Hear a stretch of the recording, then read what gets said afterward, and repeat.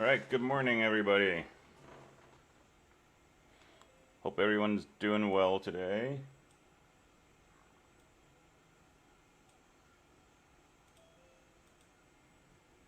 Cold, yeah, it's a surprising morning.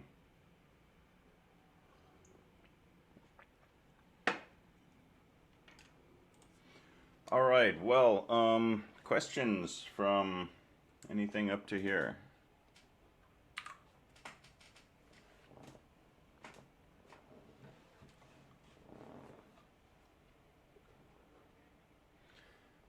Yeah, so that's the first thing on my agenda is homework 2, and then we're gonna go through the steps um, of getting an account on GitLab and linking it up to your private repository and so on. But I want to talk through homework 2 first, so you know what to try to pick up from the discussion of Git. So let me hop onto Canvas.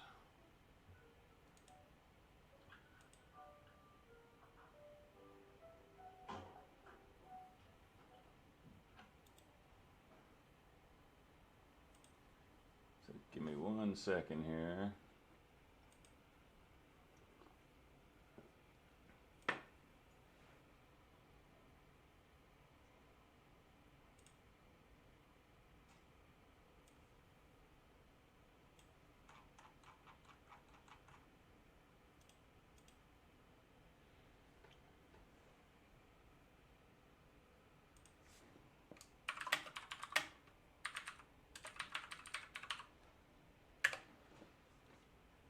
All right, so let's take a look at homework 2. So homework 2 is kind of like a hello world for using Git.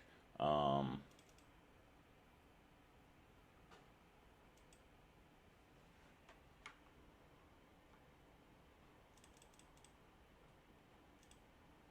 right, and I go through exactly the steps in here that you need to do to get Git up and running. And like I say, we're going to walk through these with a live distro in a few minutes. But let's run through this really quickly first. So we're going to go through the process that you should hopefully be going through every time you start a new project. Okay. So from your home directory or whatever directory you want to be the root of all your projects, right? Make a new directory using the make dir command. I'm calling it homework 002. Okay. Go into that directory with cd, do your usual one-time git initialization, git init. Okay. And then we're also going to link this repository to a Git repository on GitLab.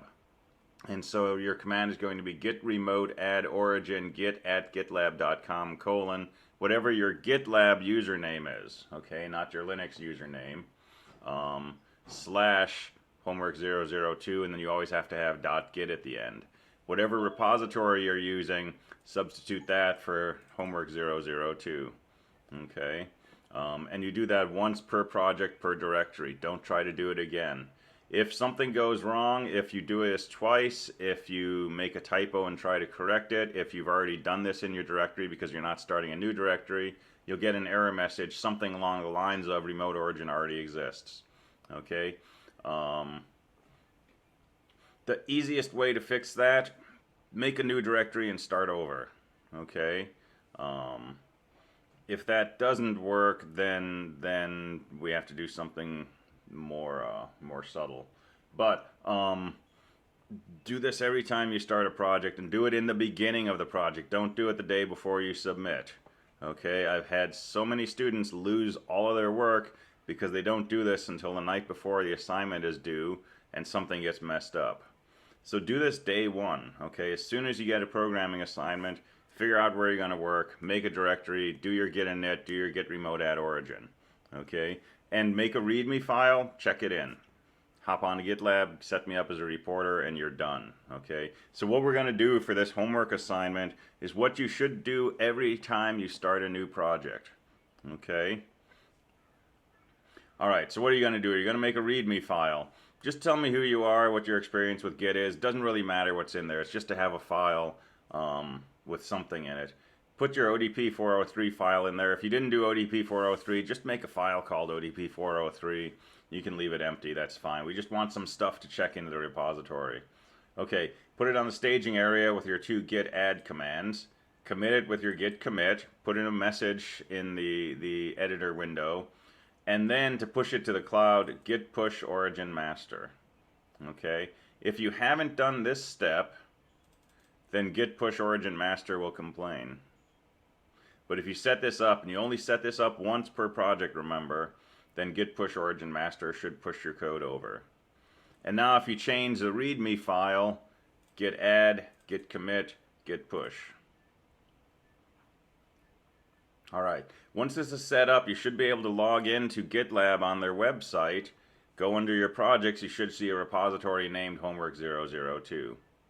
You're going to want to go to the settings, and on the settings area you're going to find something like permissions, we'll look at it shortly, and set me up as a reporter. Okay, making me a reporter means that I can look at your repository, but I can't make changes to it. And then once you've got that done, send me an email on the Linux server with the following subject line: uppercase git colon and then your GitLab username. I don't care what you put in the body of the message, you can leave it blank, but this has got to be exactly the subject line. Okay, I'm going to pick these up with a script. So if you send me a mail that doesn't have uppercase GIT colon followed by your GitLab username, I'm not going to be able to access your repositories, and you're going to end up with zeros on your assignments. Okay, so for homework 2, if I don't get your repository by Friday, I will send you an email, and I'll say, hey, I didn't get your email. Or I'll say, hey, I got your email, but I can't read your repository. Or I'll say, hey, I got your email, and I can read your repository, but it's empty. Okay, I'll tell you what's on there, and I'll expect you to fix the problem. Okay, and everybody's going to end up with 100% on homework 2. That's the goal. So do this by Friday, but if there's a problem, I'll tell you what the problem is, and we need to talk and fix it. And once you fix it, you get your 100%. Okay, but this has absolutely got to get fixed by next week, because next week you're going to be working on your week-long programming assignment, and we need that to get turned in correctly. All right. So let's hop onto GitLab and let's actually do this for real.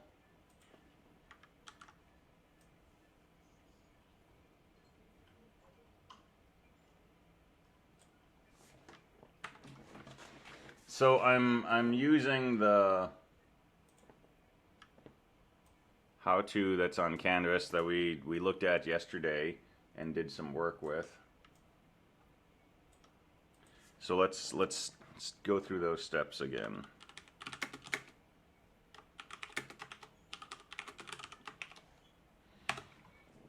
So first time setup of Git. So I'm going to go into my Goblin King account, which has no Git setup, is not associated with any repository or anything else. Alright, and there's not a whole lot in here. So one time I'm going to do the configuration commands. So git config -- global core user.name. And my username, I'm going to use git test SLS, because I tried this last night and it works fine. Well, actually, before I do this, let's go ahead and let's set up GitLab. Okay, so let's go to gitlab.com. We're going to come over here and say register. My bad. Alright, we're going to register, so my name is Goblin King.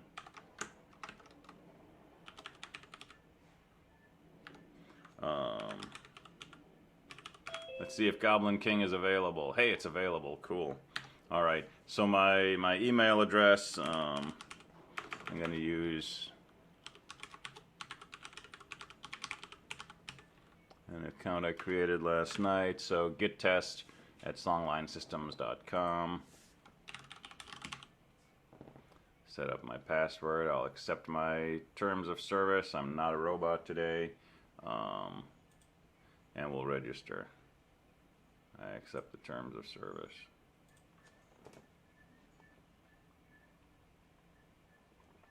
Alright, now I'm just going to check the box that says it's just me. I'm not going to bother telling what my role is. And we'll say get started. Okay, so usual drill, it's going to send you a confirmation email. Okay. And I've set this up to shoot this email to my phone. So I got something like that, right? Just a confirmation email. I'm just going to confirm my account.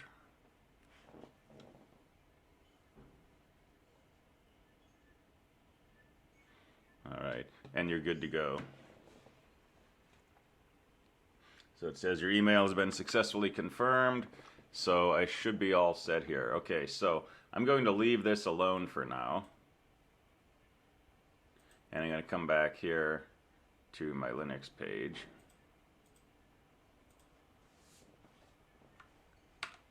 So I'm going to do git config global user.name Goblin King. I'm going to do user.email.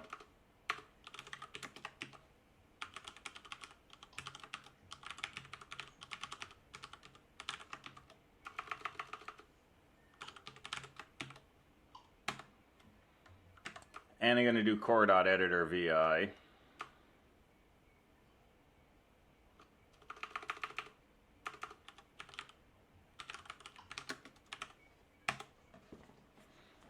All right, so that's my first time setup for starting to use Git. Okay, let's do my per project setup. So I'm going to make a subdirectory for homework 2. I'm going to go in there. I'm going to say git init. Okay, that makes my empty repository. And then I'm going to do my git remote add origin statement. So git remote add origin git at gitlab.com /goblin king / homework002.git. Alright, lots of opportunity for typos in there. The how-to on Canvas gives you ideas on how to roll this back out. You can do a git remote remove origin and do this again. But we should be all set, okay? So so that's our one-time setup. So what do we do when we make changes? So let's make my README file.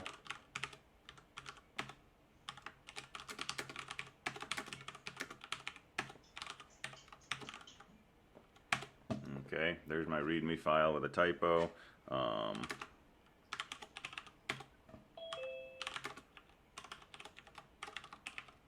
There's my ODP 403, which we can talk about after this also.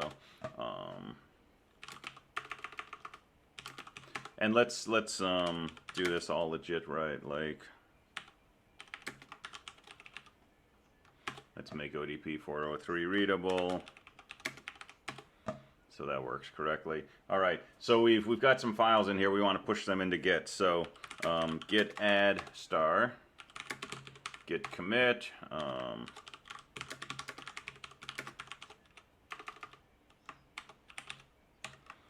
so there's my semi-meaningless comment.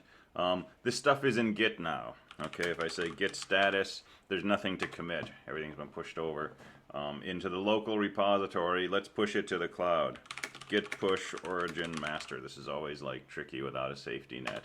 Let's see if it works. All right, first time it tells you about a person in the attack possibility. Person in the middle. So first time you handshake with a new machine, there's no way to know if you're really who you say you are. Okay, so you have to trust this the first time. I'm going to go ahead and say yes. Now it assumes that I am who I should be, and it will let me handshake. Okay, but it says permission denied public key. Okay, I have not done anything yet to tell GitLab how it knows that it's actually me. I haven't put in a password, I haven't put in a username, anything like that. So I need to be able to do that. Okay, somebody has their hand raised. Dennis, is that actually a hand raise for a question? Oh, hand just went down. Like, he actually did already answer my question about, like, if it can be done in Buddy, so... Okay. Cool. All right, so we have to set up authentication. So there's wordage in here on how to do that. Okay, using SSH keygen. This is using RSA. If you actually go to GitLab, you'll find instructions on there also, and they recommend a more secure version. So this is also a one-time step. So this is setting up our authentication. So let's go back to GitLab. Okay. I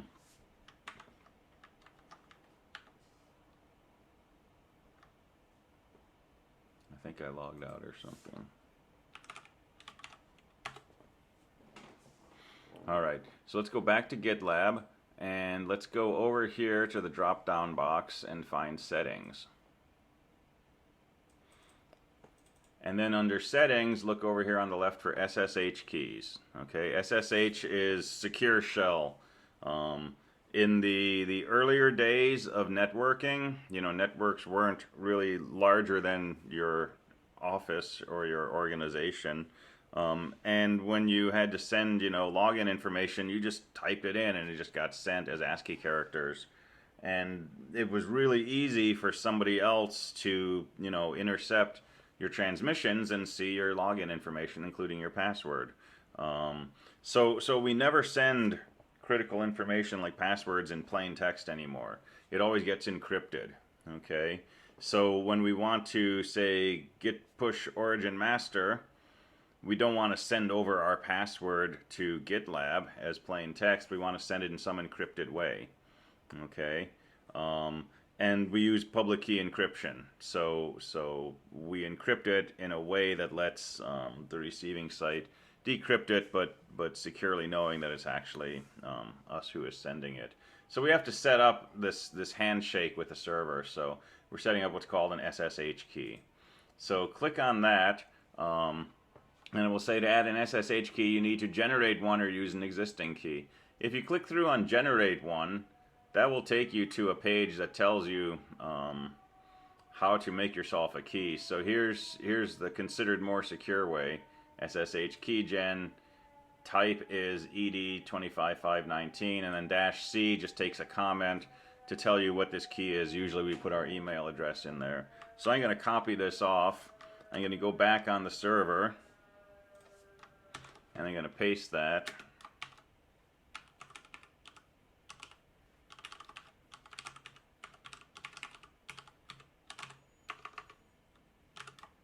I'm going to put my email address in the comment. All right. Enter file in which to save the key. Just take the default. Okay. It's the easiest thing. It's a standard thing. It'll keep you out of trouble. Just take the default. Passphrase, I'm going to leave my passphrase blank. If you want extra security, you can require a passphrase when you do this. I'm just going to hit enter for an empty one. I'll hit enter to confirm the empty one. And I get a cool little piece of artwork here. Okay, what's happened is the keygen command has created a public-private key for me. Okay, so I'm going to go into my home directory, and if I do an ls-a, I see a directory .ssh. That's where all the authentication stuff is stored. So let's go into there. And you'll see a few files. Known host is something used for logging into other systems and authenticating. What we're interested in are these two files, ID_ED25519. And there's a pair of them. This is my private key in here. This is my public key here. Okay, it's perfectly fine to publicize the public key, to put it on a YouTube video, things like that. That's public information. Theoretically, from that, you cannot figure out my private key, but you can tell if I know the private key. Okay, that's the magic of asymmetric ciphers. All right, so what we're going to do is we're going to take this key and we're going to give this to GitLab. So I'm just going to copy that onto my clipboard. I'm going to come in here and I'm going to paste my key.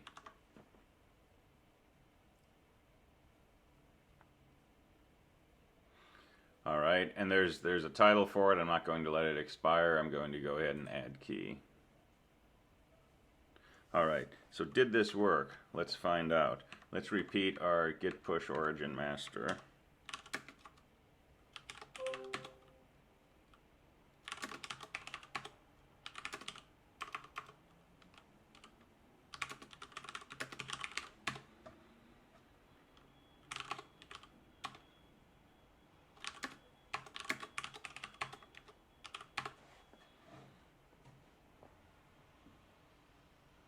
All right, git push origin master gives you a bunch of information. No error messages. That's a good sign. Okay. All right. So yeah, questions. So it's safe to stick with RSA as far as I'm concerned. That's still in common use. Just depends how secure you want to feel.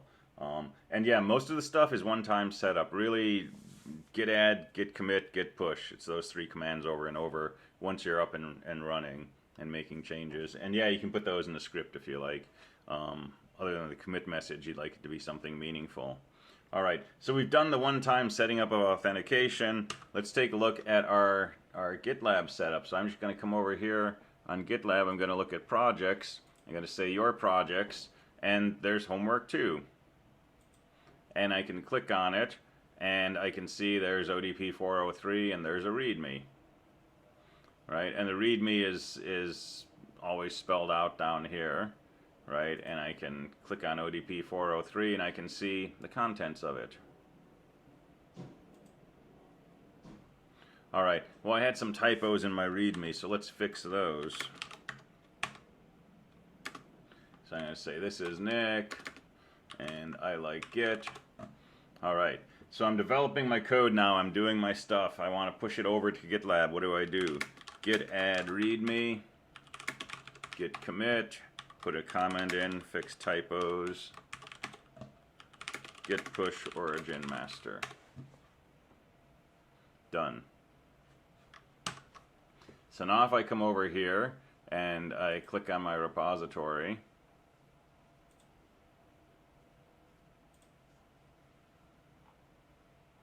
let's try it up here. Click on my repository. Here's my new README. Right, with my typos fixed. And I can see README was updated 25 seconds ago. If I click on README, there's my current version of it. I can click on history, and I can see I had 2 versions. Right, so this was checked in under here, this was checked in under there. I can click on this one, and I can see there's my old README file.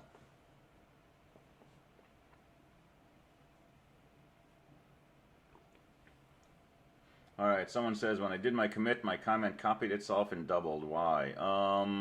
If you were using VI, it could have been a typo, because there's lots of opportunities for that in VI. But in general, I don't know why it would do that. So if you can reproduce it, we can figure out what's going on. But the commit message should just be a straight editing session. Okay, cool. So the file type is MD. MD is short for Markdown. So there's actually a little language you can use inside the README. I haven't played with this, but let's try this.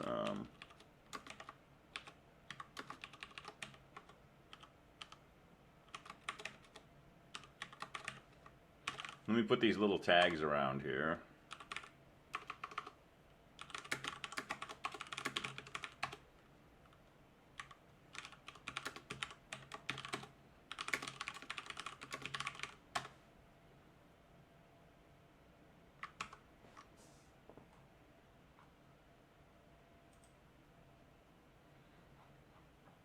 All right, so now my title, this is Nick, is bold-faced and the word git is italicized, right? So in your README, you can put in these simple tags to stylize, to make bulleted lists, things like that. It's a formatting gig, basically. It's like HTML, which is a markup language, which is called Markdown. So typically it's a readme.md.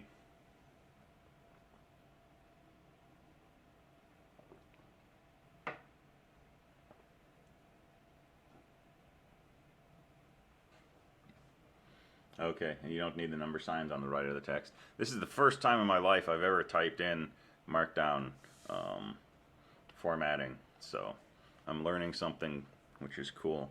So apparently you don't need these at the end. You just need that in the beginning. All right, so you're almost done. Okay, we've done most of this stuff. So we've made an account on GitLab, we made a file, we did our git init, we did the remote add origin, we made some files, we did the git adds, git commits, git push. One more step, add me as a reporter. Okay, so let's do that. So come back in here on your repository. It says homework 002 on the top. Come down to members. Alright, so let me tag this. Alright, so adding me as a reporter. Go to your project, come down to members, project members, invite a member, GitLab members, or email address. Okay, I'm going to do Nick Macias with no typos. Okay, this is me. My Git name is Nick Macias, one word. Alright. Click on that, choose a role, let's make me a reporter. Okay, reporter means that I can look at your files, but I can't change them. And then just go ahead and say invite.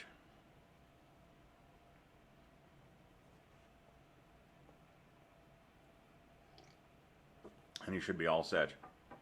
And that's only once per project also, right? This repository now has me as a reporter on it.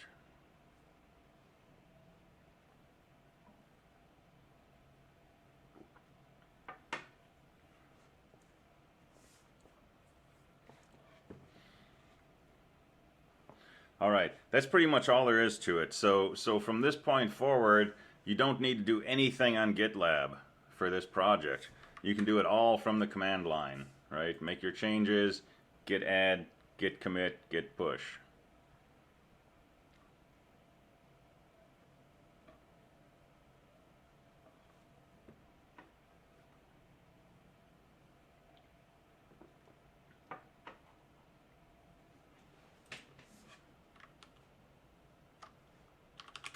All right, so questions about that?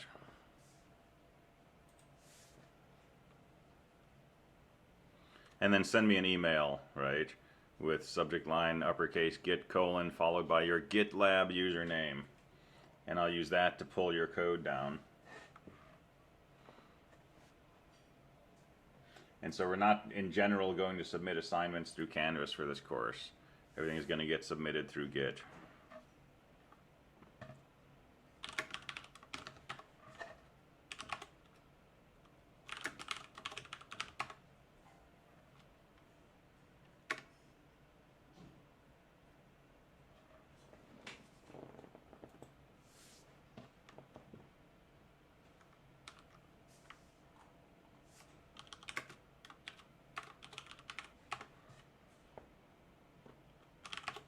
All right, so now I can log into my test directory.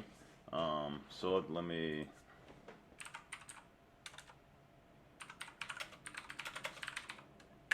So let's say you want to pull your repository down to another machine, which is basically what I'm doing when I grade, right? So I'll log into my test account, and one by one, I'll take each of your projects and pull them down into my directory, look at what you've done, test it, grade it, all that kind of stuff, okay?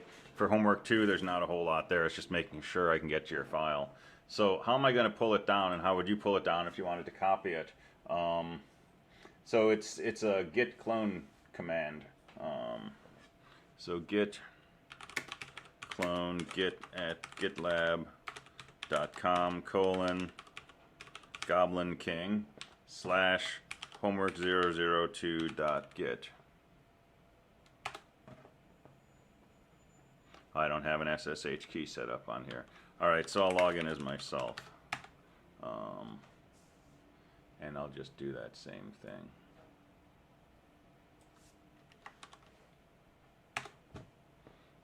Alright, and that's it. I'm done.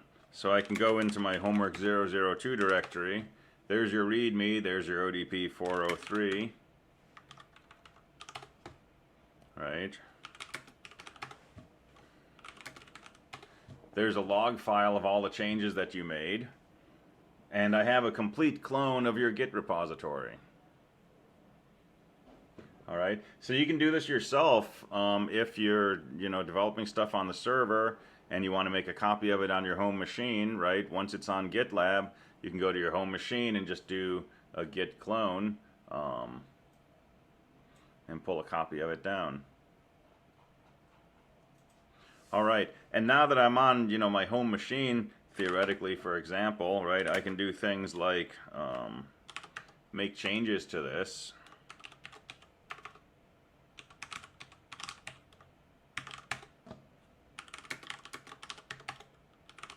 So let me just add that.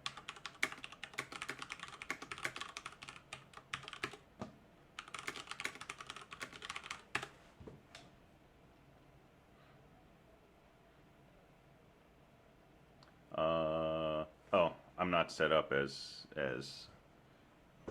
yeah. I'm messing around here because I'm a different person on my Linux account than I am on Goblin King. But if you do this as yourself and you set up the handshake, right, then you can make changes on your own machine, push them over to GitLab, they'll show up in GitLab, you can go back to the Linux server, pull those changes down, make new changes, push them back, and so on and so forth. Okay. The only trick is you have to make sure that everything stays in sync. So the typical flow would be something like this. So here's machine 1, here's machine 2, here's machine 3, here's GitLab. So I can make some changes on machine 1 and I can push them into GitLab and have a copy of my repository. If I want to work on this project on machine 2, first thing I have to do is pull down the repository, make my changes, push those up. Okay. If I want to go back to working on machine 1, before I start editing this code, I got to pull down the current version from the repository. Right? So if I know I made changes over here, you got to replicate those changes here before you start making more changes. So pull your code down, make your changes, push it back up. If you don't do that, then you end up with one version of your code here that you pushed and a totally different version here that I'm trying to push, and you'll get error messages. And if you get error messages, there's a few things you can do. The absolute easiest thing to do is just start over, right? Keep your files intact on whatever machine your pristine copy is. Blow away the repository on GitLab and just start over. Okay, that's the easiest way to do this. And if you want to delete your project on GitLab, it's pretty straightforward. Click on your project, go down under Settings, click on Settings, go down to Advanced, come down to the very bottom, Delete Project. And it gives you lots of warnings. Are you absolutely sure? Yes. And then it makes you type in the project exactly, and I don't think you can copy and paste this. Oh, you can, okay. So type that in exactly and then say yes, delete project. And now that project is gone from your repository. And now I could go back to the beginning of my GitLab on the Linux server or my Linux machine. I could do the git remote add origin, push stuff over, and I'm good to go. All right. Just about out of, no, we're not out of time. We got plenty of time. All right, so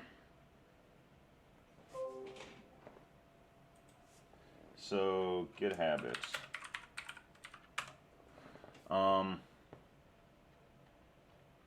Here's the ideal use case. you're ready to start working on a project, homework 3, whatever, right?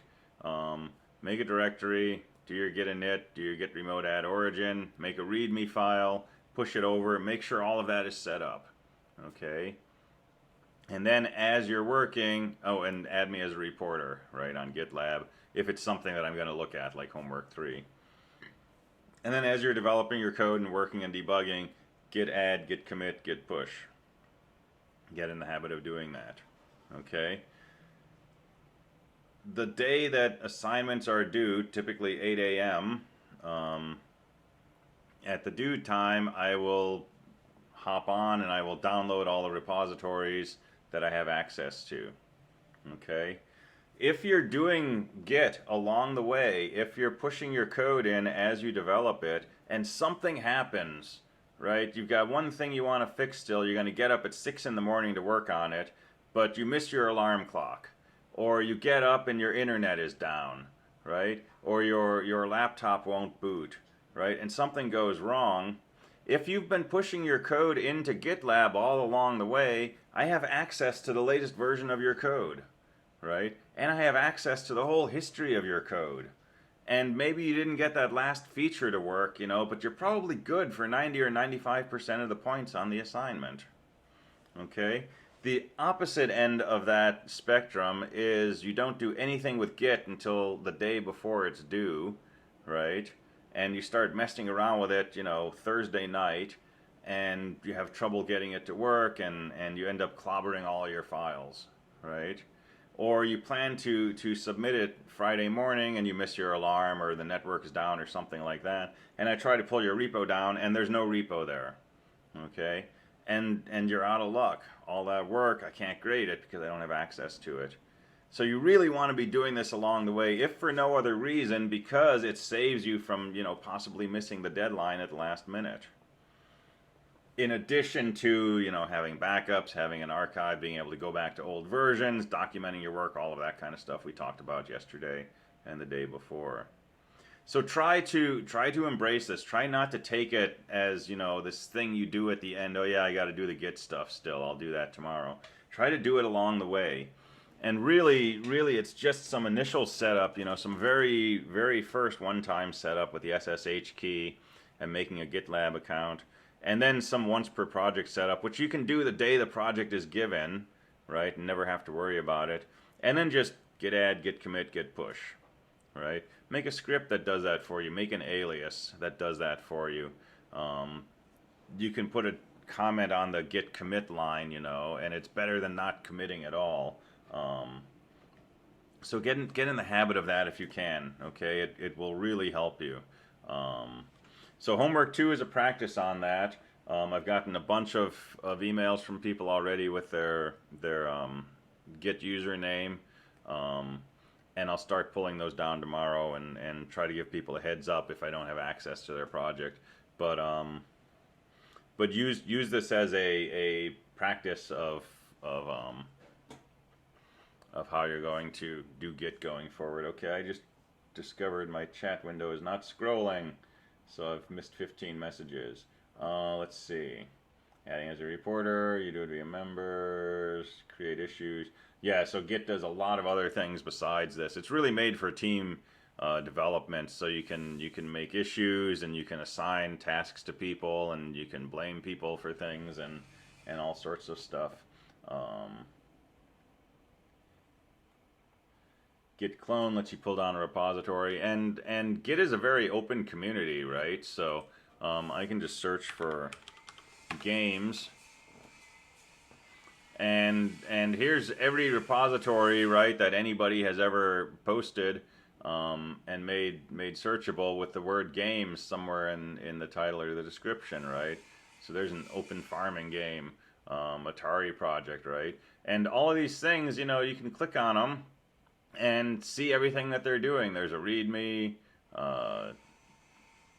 and there's a jar file, and you can download these things, right? You can clone them from the website, or you can use the clone command that we just used to pull down a repository, right? No guarantee what's going on in people's code, though, right? So if you're downloading an executable or a jar file, I don't recommend running it, right? Unless you know who wrote this and the full scope of what it's going to do. But by and large, if you pull down source code, it's a good way to learn stuff. You can take a project and you can start making changes to it and tweaking it and make it your own and so on. So very open, collaboration-minded environment. All right, let's see. Is this how we would revert to an older version too? So you can revert to an older version on your own local Git repository by saying git checkout, and you can put in that hexadecimal ID of a version that you want to go back to and check that out. Maybe we'll play around with that tomorrow and dig a little deeper into some of those git commands. When we pull stuff from Git, does it replace our current files with the same name? Yeah, so when you pull something from Git, it will overwrite what's in your current directory. So when I pull, right, I'm actually making a new directory. But if I'm checking out files, right, it will replace what's already in the directory. And Git is pretty good about not clobbering things if it doesn't make sense. So if there's a file in my directory and I'm checking out a version that has some more stuff in it, it'll go ahead and replace it. But if it's hard for Git to sort of reconcile the version I have and the version I'm trying to get, it will warn me that there's a conflict. And it will do some sort of best effort at putting those things together.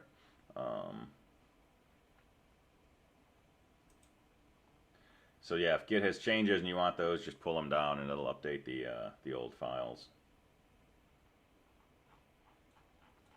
And yeah, you can always go back to the old versions of the code. You can do that directly on GitLab, right, by using that history button, or in the repository itself, right. I can say git log, and I can see my history of changes, right. So this was the most recent change. This was my original one.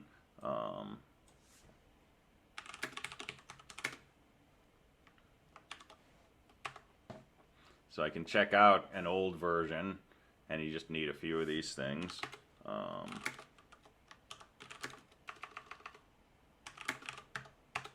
Right, and there's my old README.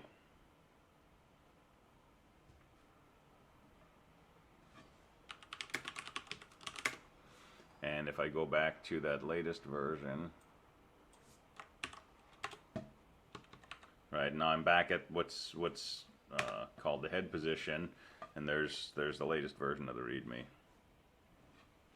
So general suggestion, right? If you want to mess around with some of this stuff, if you want to play with checking out different versions, if you want to play with branching and so on and so forth, make yourself a scrap repository, right? Don't do this on your main code area.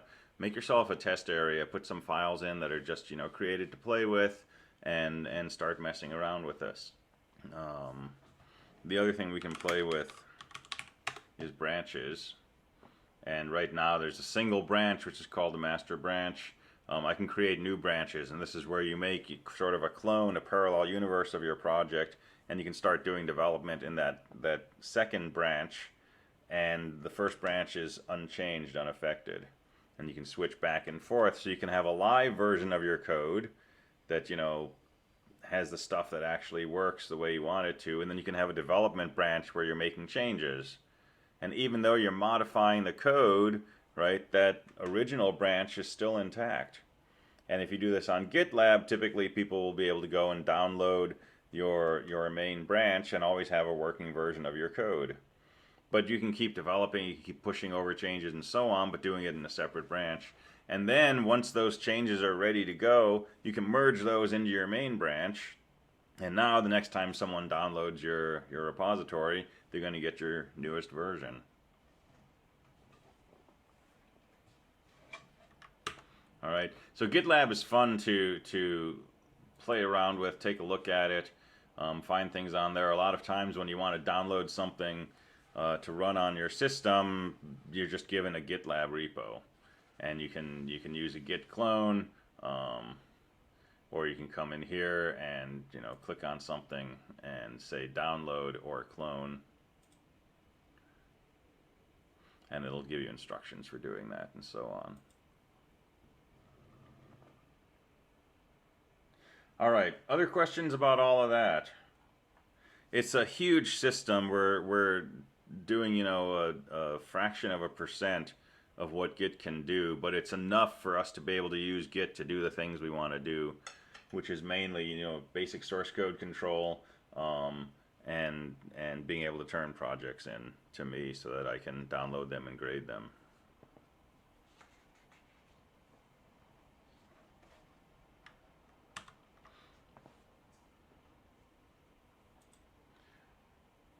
All right, and then just real quick comment on ODP 403, which we've been playing with here. So 403 was like 402, except instead of reading from the command line, you want to take a command line argument, multiply by 2, print that out. So the way we get to our first command line argument is $1, right? So, and you don't need the bin bash part, right? It should assess without that, but get in the habit of putting that in, okay? Because you're always going to want that in the script, but I don't think you need it for the assessment. And so this is all you need as far as executable code, but you know, you could also do it something like n equals $1 and echo $, or echo n times 2, or $n times 2. And you can put this in quotes if you want, but it's not necessary, but it does no harm.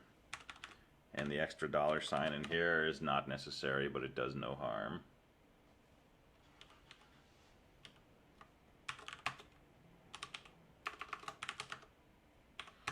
Right, and so that reads a command line argument, doubles it.